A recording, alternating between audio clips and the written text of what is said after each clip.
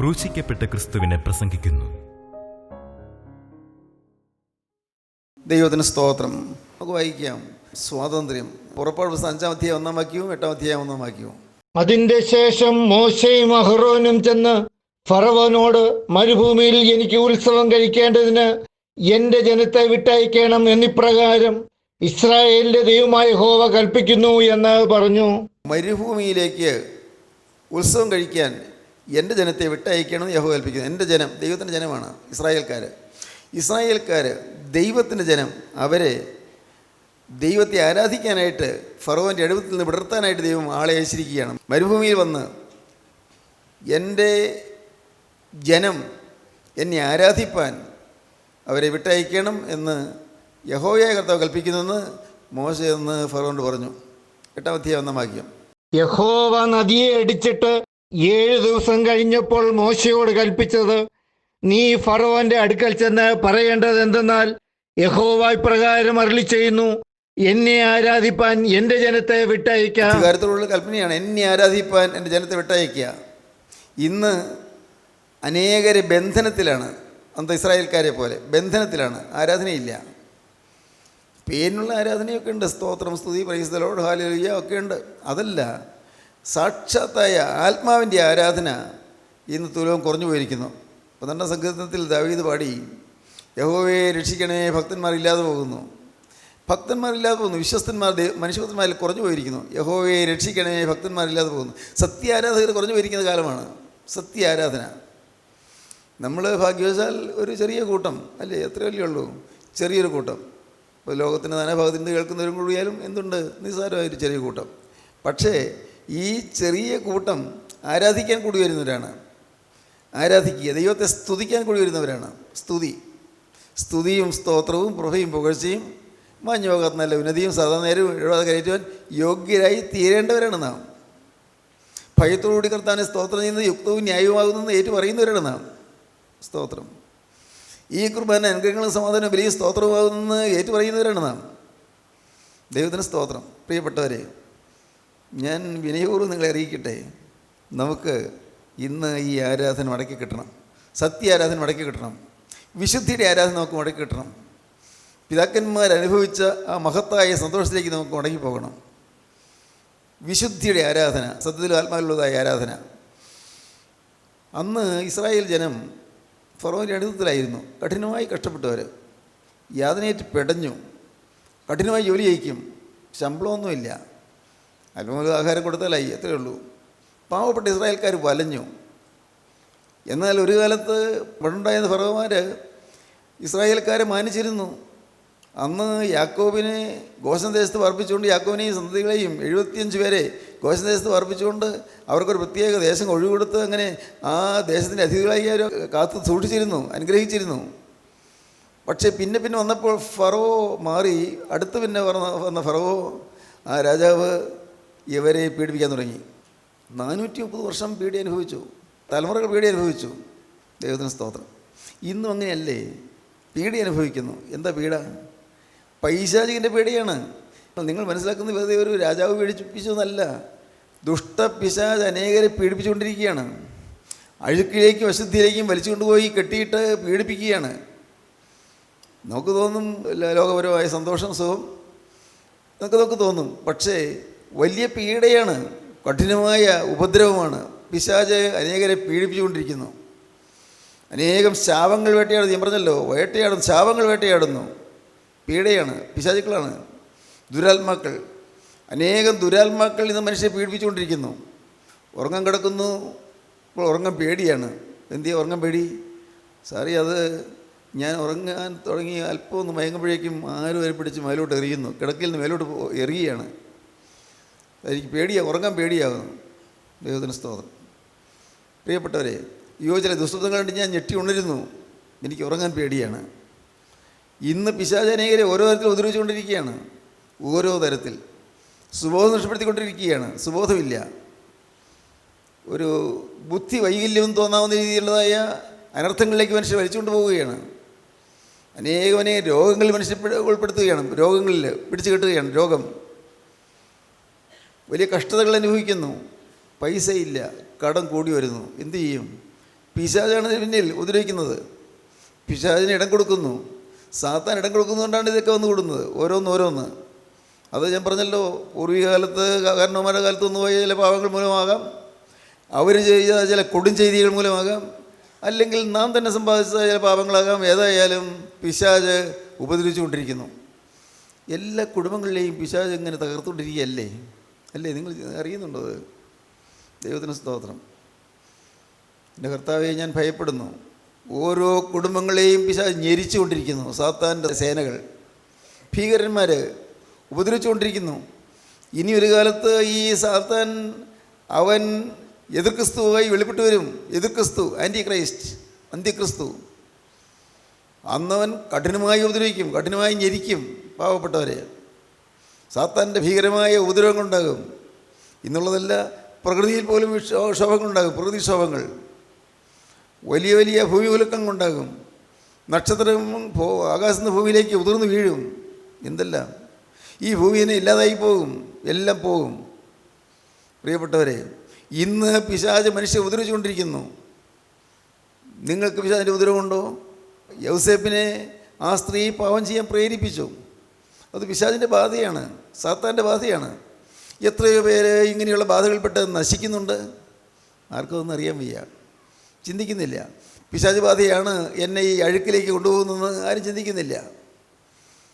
മദ്യപാനത്തിലേക്കോ കഞ്ചാവിലേക്കോ മയക്കുമരുന്നിലേക്കോ കൊണ്ടുപോകുന്ന പോലെ, അതുപോലെയോ അതിലപ്പുറമാണ് വേശ്യാവൃത്തിയിലേക്ക് കൊണ്ടുപോകുന്നത്, അശുദ്ധ ജീവിതത്തിലേക്ക് കൊണ്ടുപോകുന്നത്. ഒന്ന് ഓർക്കൂ, നിങ്ങൾ ചിന്തിച്ച് നോക്കൂ. നിങ്ങളുടെ വികാരങ്ങൾ ഇന്ന് നിങ്ങളെ കീഴ്പ്പെടുത്തിയിരിക്കുകയല്ലേ? കാമവികാരം, ഹീനമായ അശുദ്ധ വികാരങ്ങൾ പലരെയും കീഴ്പ്പെടുത്തിയിരിക്കുകയല്ലേ? ചില ബന്ധങ്ങൾ വിട്ടുപോരാൻ സാധിക്കുന്നില്ല, ചില ബന്ധങ്ങൾ മാറിപ്പോകുന്നില്ല. അതെല്ലാം ബന്ധനങ്ങളായി നിൽക്കുന്നു. ബന്ധനങ്ങളായി എന്ന് പറഞ്ഞാൽ എന്താണ്? അനേകരുടെ ജീവിതത്തിലും ചില ബന്ധനങ്ങളുണ്ട്, വിട്ടുമാറാത്ത ചില ബന്ധനങ്ങൾ. വേണ്ട എന്നൊക്കെ ഉണ്ട്, പക്ഷെ പിന്നെയും ബന്ധനത്തിൽ പോകുന്നു, പിന്നെയും കുടുങ്ങി പോകുന്നു. സാത്താൻ അവൻ്റെ മുഷ്ടിയിൽ നമ്മെ ഇട്ട് ഞെരിച്ചുകൊണ്ടിരിക്കുന്നു, നശിപ്പിച്ചുകൊണ്ടിരിക്കുന്നു. അവൻ നമ്മെ കെട്ടിയിട്ടിരിക്കുന്നു. ഇത് നാം മനസ്സിലാക്കണം. നമ്മുടെ കുടുംബങ്ങൾ ഇന്ന് പിശാചിൻ്റെ വലയിലാണ്. സാത്താൻ്റെ കൊടും ചെയ്തികളിൽ ഇന്ന് അനേകർ നശിച്ചുകൊണ്ടിരിക്കുകയാണ്. അവരറിയുന്നില്ല നാശത്തിലേക്കാണ് പോകുന്നതെന്ന്. ഇന്നത്തെ ഒരു മൊമെൻ്ററി പ്ലഷർ, ഒരു നൈമിഷികമായ സന്തോഷം, അതിന് മനുഷ്യർ വിലപ്പെട്ട നിധി ഉപേക്ഷിച്ച് കളയുകയാണ്. വിലപ്പെട്ട നിധി, വിലപ്പെട്ടവനായ ക്രിസ്തു ഉപേക്ഷിച്ച് കളയുന്നു. ഒരു നൈമിഷികമായ നിമിഷ നേരത്തെ സുഖത്തിന് വേണ്ടി, നിമിഷ നേരത്തെ ഉല്ലാസത്തിന് വേണ്ടി നിത്യസന്തോഷം നഷ്ടപ്പെടുത്തുകയാണ്. ആണല്ലോ, എല്ലാം പിശാചിൻ്റെ കളികളാണ്.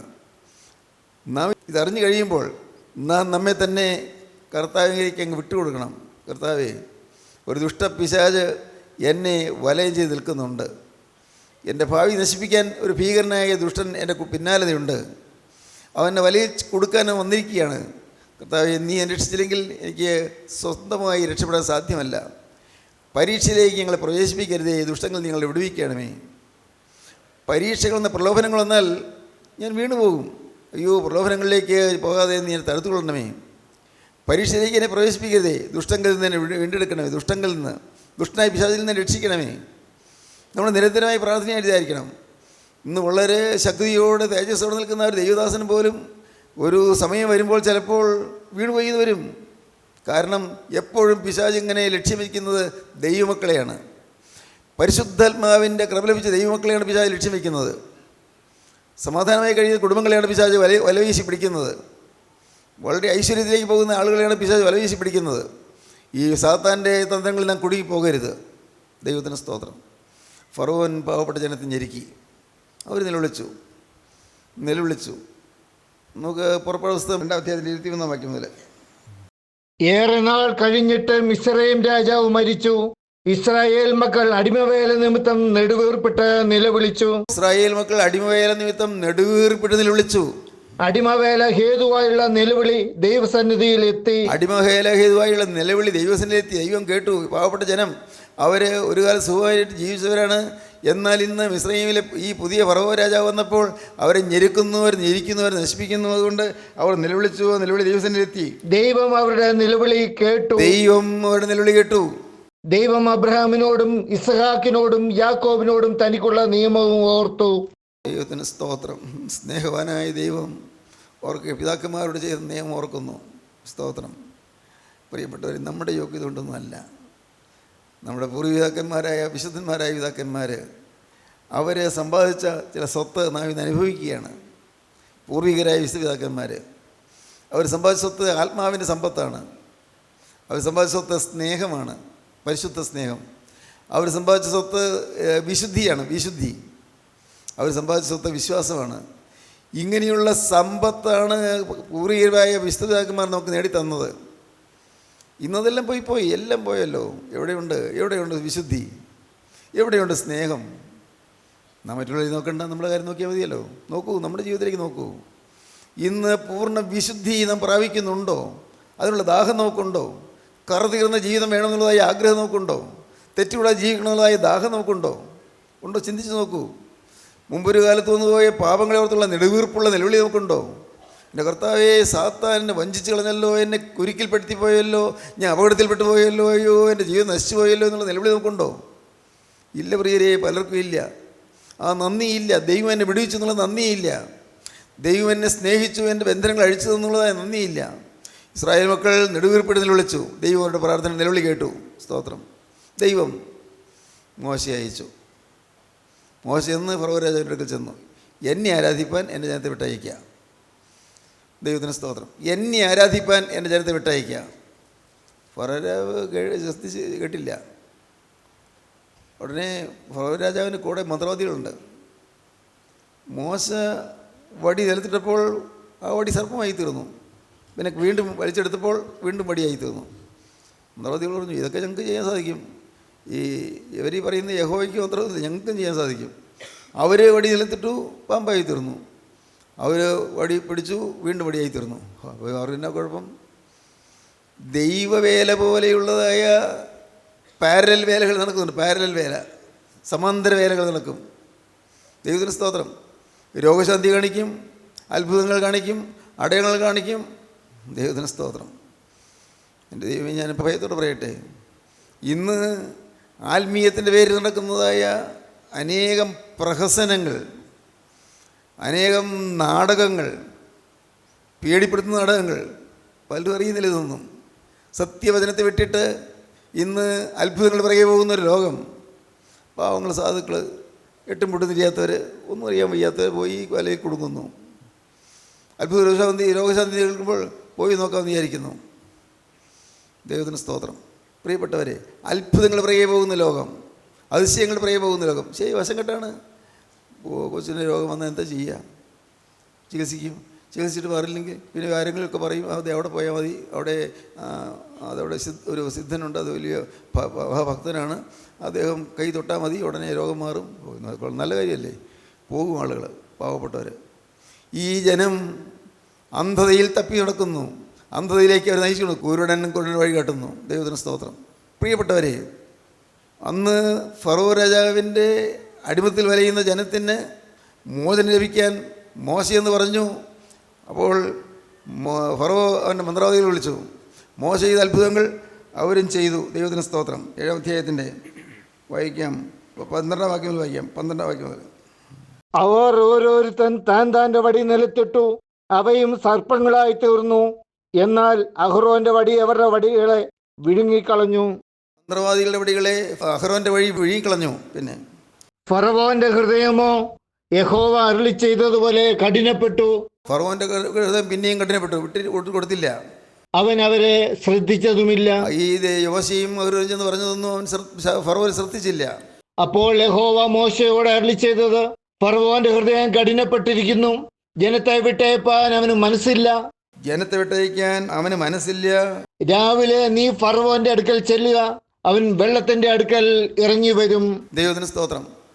ഈ ഓരോരോ അത്ഭുതങ്ങൾ കാണിക്കുകയാണ്, മന്ത്രവാദികളും കാണിക്കുന്നു. 7-ാം അധ്യായത്തിൽ 22-ാം വാക്യം വായിക്കാം. 22. മിസ്രൈമ്യ മന്ത്രവാദികളും തങ്ങളുടെ മന്ത്രവാദത്താൽ അതുപോലെ ചെയ്തു. എന്നാൽ യഹോവ അരുളി ചെയ്തിരുന്നത് പോലെ ഫറവോന്റെ ഹൃദയം കഠിനപ്പെട്ടു. നദിയിലെ വെള്ളമൊക്കെയും രക്തമായി തീർന്നു. നദിയിലെ വെള്ളം എല്ലാം, മിസ്രൈമിലെ നദിയിലെ വെള്ളം എല്ലാം രക്തമായി തീർന്നു. മന്ത്രവാദികൾ അതുപോലെ തന്നെ ചെയ്തു. അപ്പോൾ ഇതെന്തൊരു അത്ഭുതം! മന്ത്രവാദികൾ അത് തന്നെ ചെയ്തല്ലോ, അവർക്കുണ്ട് ശക്തി. ഉടനെ എങ്കിലും മിസ്രൈം മന്ത്രവാദികൾ നിങ്ങളുടെ മന്ത്രവാദത്തിൽ അതുപോലെ ചെയ്തു. എന്നാൽ യഹോവ അരുളി ചെയ്യുന്നതുപോലെ ഫറോവൻ്റെ ഹൃദയം കഠിനപ്പെട്ടു, അവനവരെ ശ്രദ്ധിച്ചതുമില്ല. വീണ്ടും നമുക്ക് വായിക്കാം 8-ാം അധ്യായം 6-ാം വാക്യം. അങ്ങനെ അഹരോൻ മിസ്രൈമിലെ വെള്ളത്തിന്മേൽ കൈനീട്ടി തവള കയറി മിസ്രൈം ദേശത്തെ മൂടി. വെള്ളത്തിന്മേൽ കൈ നീട്ടിയപ്പോൾ ഈ വെള്ളത്തിൽ നിന്ന് ധാരാളം തവളകൾ ഇങ്ങനെ കയറി വന്നു. മിസ്രൈം ദേശത്ത് മൂടിയതുപോലെ എല്ലായിടത്തും തവളകൾ. ഉറങ്ങാൻ കിടക്കുമ്പോൾ അവിടെ കിടക്കയിൽ തവള, ഭക്ഷണം കഴിക്കാൻ ചെല്ലുമ്പോൾ അവിടെ തവള, ഊണ് കഴിക്കാനിരിക്കുമ്പോൾ ഊണ് കഴിക്കുന്ന പാത്രത്തിലേക്ക് തവള, എല്ലായിടത്തും തവള ഇങ്ങനെ പെരുകി. അത്ഭുതമാണ് കാണിച്ചത്. എന്നിട്ട് മന്ത്രവാദികളും തങ്ങളുടെ മന്ത്രവാദത്താൽ അതുപോലെ ചെയ്തു. മന്ത്രവാദികൾ അതുപോലെ ചെയ്തു. മന്ത്രവാദികൾ അത് ചെയ്ത് സാധിച്ചു. മന്ത്രവാദികൾക്കും സാധിക്കും ചില അത്ഭുതങ്ങൾ. അപകടത്തിൽ പോകരുത്. അത്ഭുതങ്ങൾ കണ്ടാരും അപകടത്തിൽ പോകരുത്. മന്ത്രവാദികൾ അതുപോലെ തന്നെ ചെയ്തു. പിന്നെ മിസ്രൈം ദേശത്ത് തവള കയറുമാറാക്കി. മിസ്രൈം ദേശത്ത് തവള കയറുമാറാക്കി. ദൈവത്തിന് സ്തോത്രം. അടുത്ത് 8-ാം അധ്യായത്തിലേക്ക് വരാം.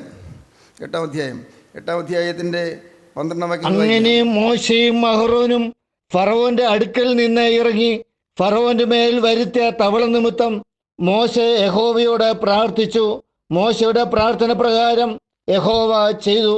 ഗൃഹങ്ങളിലും മുറ്റങ്ങളിലും പറമ്പുകളിലുമുള്ള തവള ചത്തുപോയി. അവർ അതിനെ കൂമ്പാരമായി കൂട്ടി ദേശം നാറുകയും ചെയ്തു. എന്നാൽ സ്വൈരം വന്നു എന്ന് ഫറവോൻ കണ്ടാറെ യഹോവ അരുളി ചെയ്തിരുന്നതുപോലെ അവൻ തൻ്റെ ഹൃദയത്തെ കഠിനമാക്കി അവരെ ശ്രദ്ധിച്ചതുമില്ല.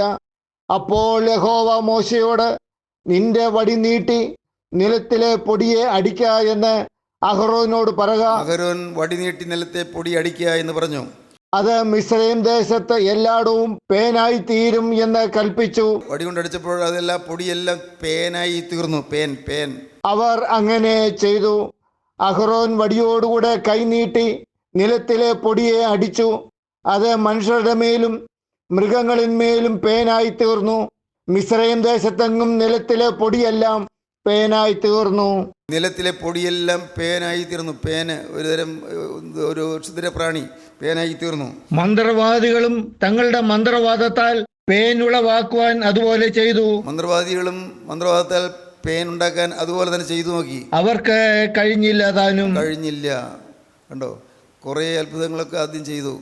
പിന്നെ ആയപ്പോഴേക്കും കഴിഞ്ഞില്ല. ഒരളവ് വരെ മന്ത്രവാദികൾക്കും ചെയ്യാൻ പറ്റും.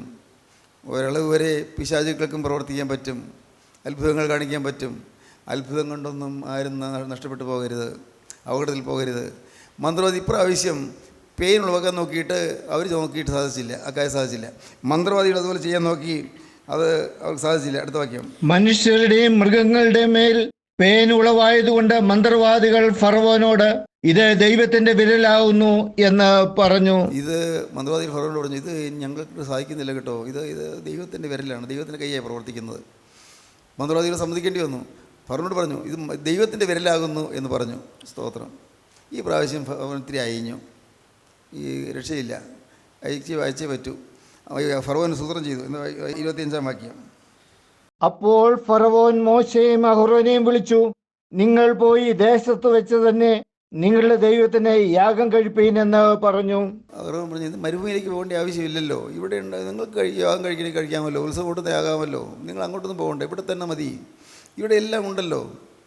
നിങ്ങൾ പള്ളിയിൽ നിന്ന് വന്നാൽ മതി, പിന്നെ മധ്യസ്ഥ പ്രാർത്ഥന ചെല്ലിച്ചാൽ മതി, നിങ്ങൾ കുർബാന കൊണ്ടാൽ മതി, നിങ്ങളെല്ലാവരും ഞങ്ങൾ അച്ഛൻ തലയൊക്കെ വെച്ച് പ്രാർത്ഥിച്ചിട്ട് കുർബാന കൊണ്ടാൽ മതി, പേടിക്കാനൊന്നുമില്ല, പാപമൊക്കെ ക്ഷമിക്കും.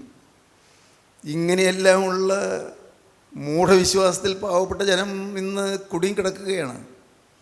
കുമ്പസാരത്തെ എതിർക്കുന്നില്ല, കുർബാന അനുഭവത്തെ എതിർക്കുന്നില്ല, തീർച്ചയായിട്ടും അതെല്ലാം വേണ്ടത് തന്നെയാണ്. പക്ഷേ ഇന്ന് നടക്കുന്നത് പലതും ആത്മീയമല്ല, വെറുതെ ചില ആചാരങ്ങൾ അനുഷ്ഠാനങ്ങൾ കാട്ടിക്കൂട്ടുകയാണ്. പ്രിയപ്പെട്ടവരെ, ഞാൻ തുറന്നു പറയുന്നുണ്ട് പ്രയാസം തോന്നുന്നു, ചിലർക്കെല്ലാം തോന്നുന്നു ഇത് വിപ്ലവമല്ലേ പറയുന്നത്, എങ്ങനെ പറയാമെന്ന്. പറയാതെ എന്ത് ചെയ്യും? ഉള്ളു വിങ്ങുകയാണ് എനിക്ക്. ഇത് തുറന്നു പറയാതെ എന്ത് ചെയ്യും? അനേകരും അറിയുന്നില്ല. ഇന്ന് പാവപ്പെട്ട ജനത്തെ കുരുക്കിയിട്ടിരിക്കുന്നു, പാവപ്പെട്ട ജനത്തെ കുടുക്കിലാക്കിയിരിക്കുന്നു. എന്നാൽ ഒരു പള്ളിഭക്തി ഇന്നും അനേകർക്കുണ്ട്. പള്ളിഭക്തി, സാക്ഷാൽ ഭക്തിയല്ല, പള്ളിഭക്തി. സാക്ഷാലുള്ള ഭക്തിയിൽ നിന്നെല്ലാം അതെല്ലാം പോയി. ഇന്ന് കബറിടം ഭക്തിയുണ്ട്, പള്ളിഭക്തിയുണ്ട്, തീർത്ഥയാത്രാ ഭക്തിയുണ്ട്, ഭക്തിയുടെ മാർഗങ്ങൾ പലതുമുണ്ട്. സാക്ഷാലുള്ള ഭക്തിയോ ഇന്നില്ല. ദൈവത്തിന് സ്തോത്രം. എന്നുണ്ടായി ഫറവോൻ പറഞ്ഞു, നിങ്ങൾ കാര്യം ചെയ്യുക, ഇവിടെ വെച്ച് ആരാധിക്കാം, ഇവിടെ ആരാധനയൊക്കെ ഉണ്ടല്ലോ, കുഴപ്പമില്ല, നിങ്ങൾ മരുഭൂമിയിലേക്ക് വേണ്ട ആവശ്യമില്ല എന്ന് പറഞ്ഞു. അതിന് മോശ, അങ്ങനെ ചെയ്തുകൂടാ, മിസ്രൈമ്യർക്ക് അറപ്പായുള്ളത് ഞങ്ങളുടെ ദൈവമായ യഹോവയ്ക്ക് യാഗം കഴിക്കേണ്ടി വരുമല്ലോ. മിസ്രൈമ്യർക്ക് അറപ്പായുള്ളത് അവർ കാണുകയെ ഞങ്ങൾ യാഗം കഴിച്ചാൽ അവർ ഞങ്ങളെ കല്ലെറിയില്ലയോ?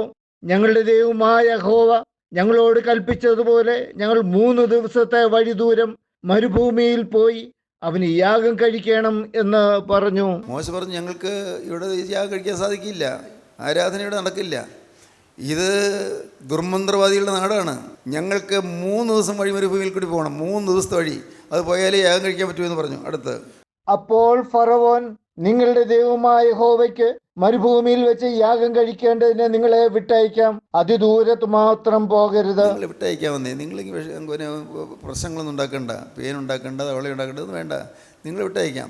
പിന്നെ അതിദൂരത്ത് പോകരുത്, അത്ര ദൂരെ പോകരുത്, വേറെ കുഴപ്പമൊന്നുമില്ല, കൂട്ടായ്മയ്ക്കൊന്നും പൊയ്ക്കോ. പിന്നെ ഉണ്ടല്ലോ, ഇതെല്ലാം നമ്മുടെ സഭയുടെ വിശ്വാസത്തിന് വിരുദ്ധമൊക്കെയാണ്, അതുകൊണ്ട് സൂക്ഷിച്ച് വേണം പോകാൻ. അതിദൂരത്ത് പോകരുത്. ഞാൻ അല്പം ഹാസ്യാത്മകമായി ചില കാര്യങ്ങൾ പറഞ്ഞതേ ഉള്ളൂ. അനേകരിങ്ങനെയാണ്, അതിദൂരത്ത് പോകരുത്. പള്ളിക്ക് തരേണ്ടതൊക്കെ തന്നുകൊണ്ടിരിക്കുക, പിന്നെ പരവദാസം നടത്തുക, നേർച്ച നടത്തുക, അതൊക്കെ ചെയ്തുകൊണ്ടിരിക്കുക, പിന്നെ എല്ലാം കരോളൊക്കെ പാടി വരുമ്പോൾ രൂപ കൊടുക്കുക, അങ്ങനെയുള്ള കാര്യങ്ങളൊക്കെ ചെയ്താൽ മതി, അത് കുഴപ്പമൊന്നുമില്ല. പ്രിയപ്പെട്ടവരെ, ഇതുപോലുള്ളതായ നാമധേയ ക്രൈസ്തവത്വം ഇന്ന് കൊടികുത്തി വാഴുകയാണ്. ദൈവത്തിന് സ്തോത്രം. വീണ്ടും അടുത്ത് നമുക്ക് വായിക്കാം. അതിന് മോശെ, ഞാൻ നിന്റെ അടുക്കൽ നിന്ന് പുറപ്പെട്ട യഹോവയോട് പ്രാർത്ഥിക്കും, നാളെ നായീച്ച ഫറവോനെയും ഭൃത്യന്മാരെയും ജനത്തെയും വിട്ട് നീങ്ങിപ്പോകും. എങ്കിലും യഹോവയ്ക്ക് യാഗം കഴിപ്പാൻ ജനത്തെ വിട്ടയക്കാതിരിക്കുന്നതിനാൽ ഫറവോൻ ഇനി ചതിവ് ചെയ്യരുത് എന്ന് പറഞ്ഞു. ദൈവത്തിന് സ്തോത്രം. അതിദൂരത്ത് പോകരുത് എന്ന് പറഞ്ഞു. പിന്നീട് പറഞ്ഞ തന്ത്രമാണ് 10-ാമത്തെ അധ്യായം 11-ാം വാക്യം. അങ്ങനെയല്ല, നിങ്ങൾ പുരുഷന്മാർ പോയി യഹോവയെ ആരാധിച്ചു കൊള്ളുവീൻ, ഇതല്ലോ നിങ്ങൾ അപേക്ഷിച്ചത് എന്ന് പറഞ്ഞു. ആരാധനയ്ക്ക് എല്ലാവരും പോകണ്ട, സ്ത്രീകളൊക്കെ ഇവിടെ നിൽക്കട്ടെ, പുരുഷന്മാർ മാത്രം പോയി ആരാധിച്ചു കൊള്ളട്ടെ. അനുവദിക്കുക, കുറച്ച് നയിച്ചു വരിക, പുരുഷന്മാർ മാത്രം പോയി ആരാധിച്ചു കൊള്ളട്ടെ എന്ന് പറഞ്ഞു. പിന്നെ 16-ാം വാക്യം. ഫറവോൻ മോശെയും അഹ്റോനെയും വേഗത്തിൽ വിളിപ്പിച്ചു, നിങ്ങളുടെ ദൈവമായ യഹോവയോടും നിങ്ങളോടും ഞാൻ പാപം ചെയ്തിരിക്കുന്നു, അതുകൊണ്ട് ഈ പ്രാവശ്യം മാത്രം നീ എൻ്റെ പാപം ക്ഷമിച്ച് ഈ ഒരു മരണം എന്നെ വിട്ട് നീങ്ങുവാൻ നിങ്ങളുടെ ദൈവമായ യഹോവയോട് പ്രാർത്ഥിപ്പീൻ എന്ന് പറഞ്ഞു. ബാധ മാറുവാൻ നിങ്ങൾ പ്രാർത്ഥിക്കുക, ഞാൻ എനിക്ക് വല്ലാതെ വശം കെട്ടിരിക്കുന്നു, ബാധ മാറി കിട്ടണമെന്ന് പറഞ്ഞു. ഇനിയും 10-ാം അധ്യായത്തിൻ്റെ 24-ാം വാക്യം. അപ്പോൾ ഫറവോൻ മോശയെ വിളിപ്പിച്ചു, നിങ്ങൾ പോയി യഹോവയെ ആരാധിപ്പീൻ, നിങ്ങളുടെ ആടുകളും കന്നുകാലികളും മാത്രം ഇങ്ങ് നിൽക്കട്ടെ, നിങ്ങളുടെ കുഞ്ഞുകുട്ടികളും നിങ്ങളോടുകൂടെ പോരട്ടെ എന്ന് പറഞ്ഞു. പയ്യെ അയച്ചു വരികയാണ്.